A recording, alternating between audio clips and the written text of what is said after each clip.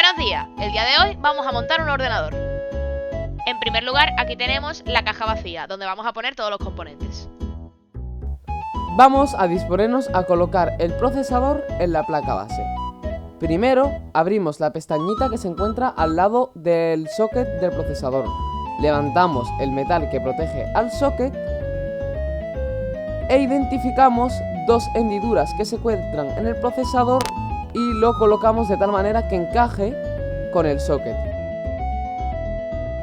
Colocamos el procesador, cerramos el metal que protege el socket y apretamos la pestañita y la encajamos.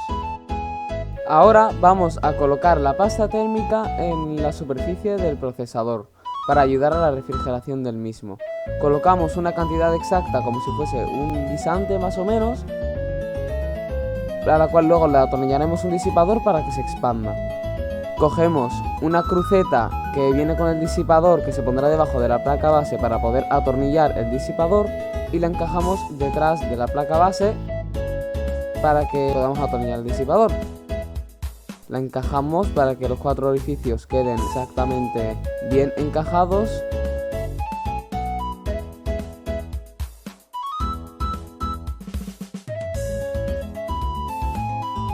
Y luego nos dispondremos de atornillar el disipador.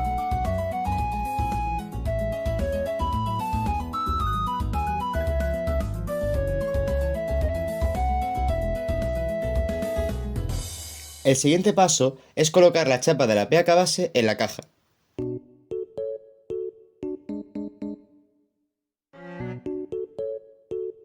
A continuación, metemos la placa base dentro de la caja, cogiéndola por el disipador. Y nos aseguramos de que los conectores coincidan con la chapa.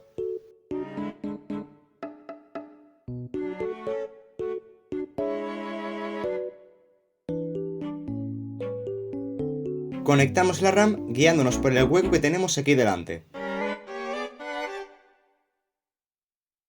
Y hacemos presión en ambos lados hasta oír un chasquido, para asegurarnos de que está realmente conectada. Vemos que la pestaña se cierra sola. Y ahora repetimos el proceso.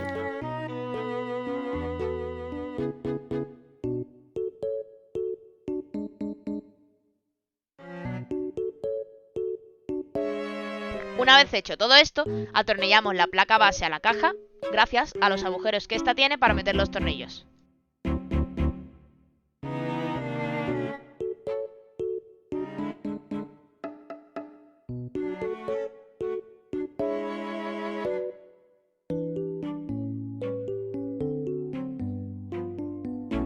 Ahora vamos a colocar nuestra tarjeta de expansión.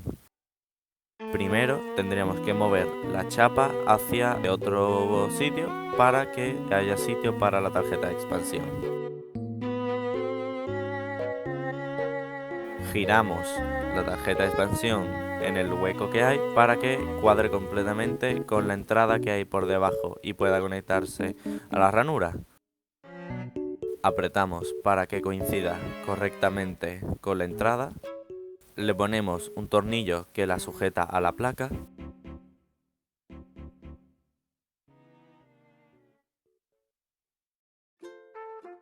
Y por último, fijamos la tarjeta de expansión a la caja con su tapadera y su tornillo correspondiente.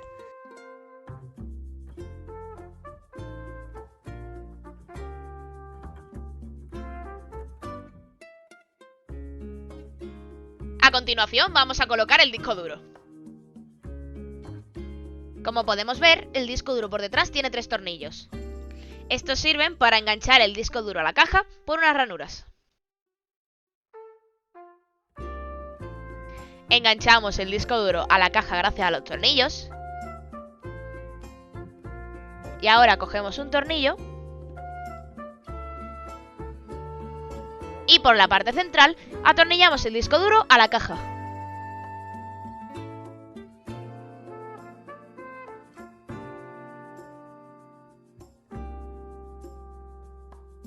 Ahora nos disponemos a coger los cables que conectan la parte frontal de la caja hasta la placa base. Hay diferentes tipos de cable. Primero vamos a coger el cable HD audio. Identificamos el conector donde pone JAUD1 según el manual de la placa y lo hacemos encajar con el cable HD audio de manera que el pin tonto quede con el pin tonto de la placa base. El pin tonto sirve solo para que se pueda solo conectar de una manera y no de otra. Lo conectamos, hacemos que encaje y perfecto. Acomodamos los cables y luego vamos a coger el cable USB para que sirvan los USB de la parte frontal. Identificamos el conector JUSB1 según el manual de la placa base y hacemos que encaje el pin tonto, que es el pin blanco que se ve ahí, con el pin tonto de la placa base.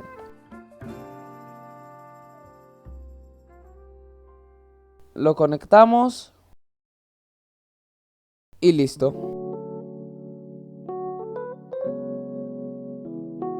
Ahora nos disponemos a conectar unos cables que vienen de la parte frontal de la caja. Primero vamos a empezar con el speaker, que es un dispositivo que sirve para sonar si un componente de la placa base falla, ¿vale? Según el manual de la placa base, va en el JFP2 en los 4 pines superiores. Lo conectamos y nos queda el Power LED, HDD LED y el Power SW. El Power LED, según el manual de la placa base, va en el JFP1 en los 3 pines superiores a la derecha. Lo conectamos y seguimos con los otros cables.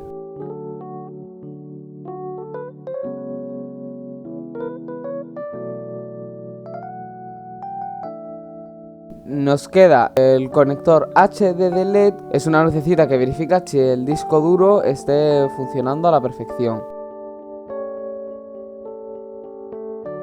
Este cable se conecta en el JFP1 según el manual de la placa base, en el JFP1 en los 2 pines inferiores a la derecha.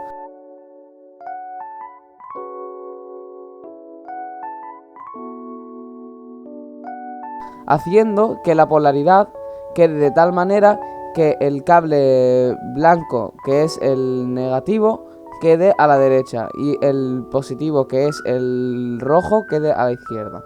También tenemos el cable que es el Power SW y lo conectamos de la misma manera al lado del cable HDD LED.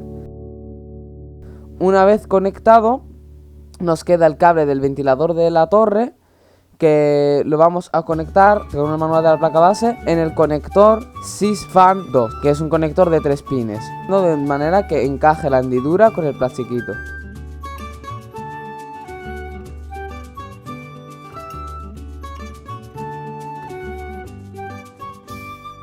Y nos queda el cable de alimentación del disipador, que va conectado a un conector de 4 pines que se llama CPU Fan.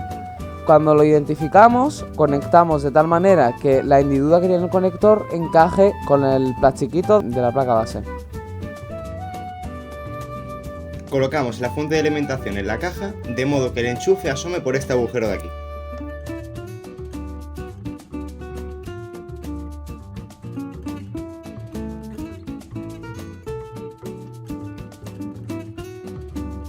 Ahora conectaremos los cables de alimentación. Este es el de la CPU. Aseguraos de que la pestaña está en el lado correcto.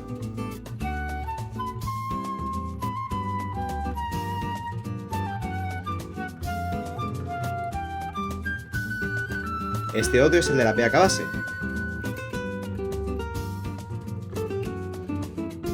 De nuevo, colocamos la pestaña en el lado correcto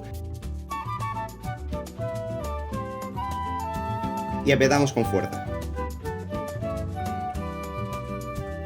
El siguiente es el del disco duro. Aseguraos de que la pestaña está en el lado correcto.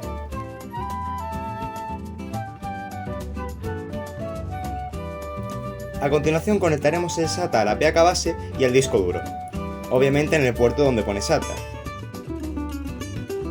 Y ojo con las pestañas a la hora de conectar ambos lados del cable.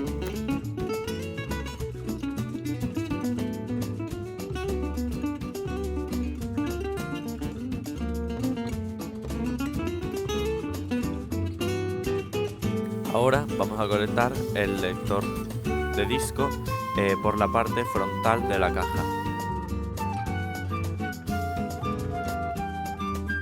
Comprobamos que el lector coincida con unos tornillos que tiene para poder atornillarlo correctamente.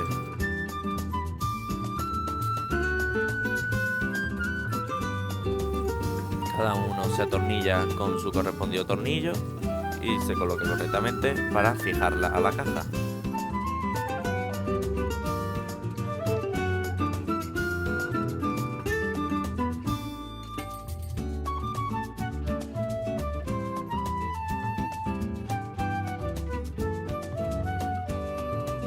Y ahora le colocamos un cable para que tenga corriente y pueda funcionar, y el cable SATA para que tenga señal con la placa. Una vez conectados los cables de la fuente de alimentación, nos sobran unos cables que en este tipo de torre no los vamos a usar, ya que no tenemos ventiladores de otro tipo que tienen otro tipo de conector. El único que tenemos es el de Sysfan, que ya lo hemos conectado a la placa base.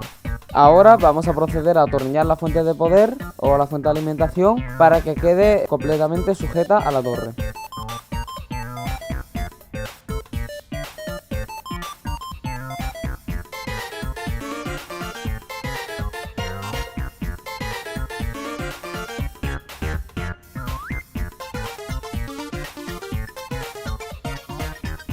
Le ponemos la tapa a la torre y le conectamos el único tornillo que tenemos. Lo conectamos para que quede sujeto. Encendemos el ordenador, vemos que enciende, inicia el sistema operativo y verificamos que funcionan los conectores frontales, que son el CD-ROM y los USB.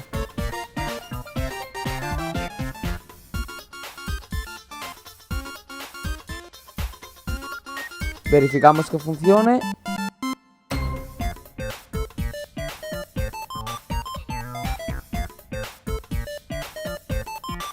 y ya tendríamos nuestro ordenador montado.